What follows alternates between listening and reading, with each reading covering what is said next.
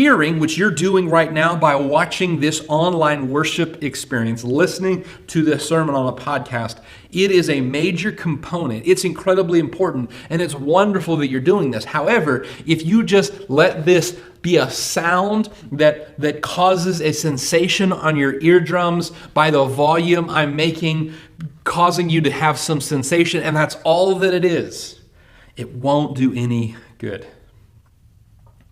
You got to do something with it. You got to understand it. You got to apply it. You got to obey it. I mean, how many of us know that you can hear something without listening?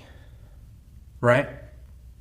How many of you know that you can hear what your spouse had to say, but not listen to what your spouse had to say? How many of you know that you can hear a noise and not really understand what it is? How many of us have said on multiple occasions just this week, what was that? I like what someone said, 80% of marriage is just yelling, "What?" from the other room.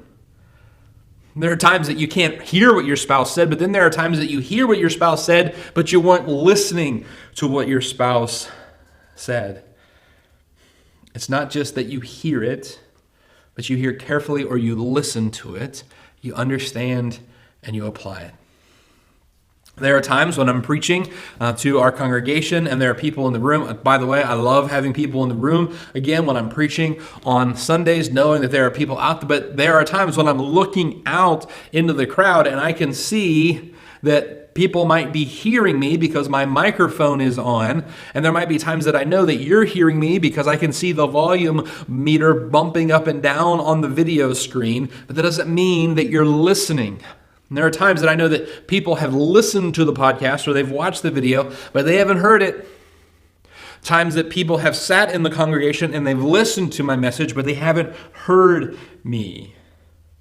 Mary was hearing, and based upon what Jesus said about her later, it was a conscious choice to hear Jesus.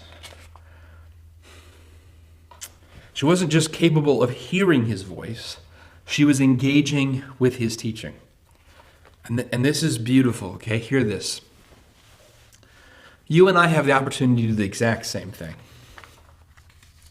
Mary sits at the feet of Jesus to hear what he has to say. And the scriptures teach us that you and I have the exact same opportunity.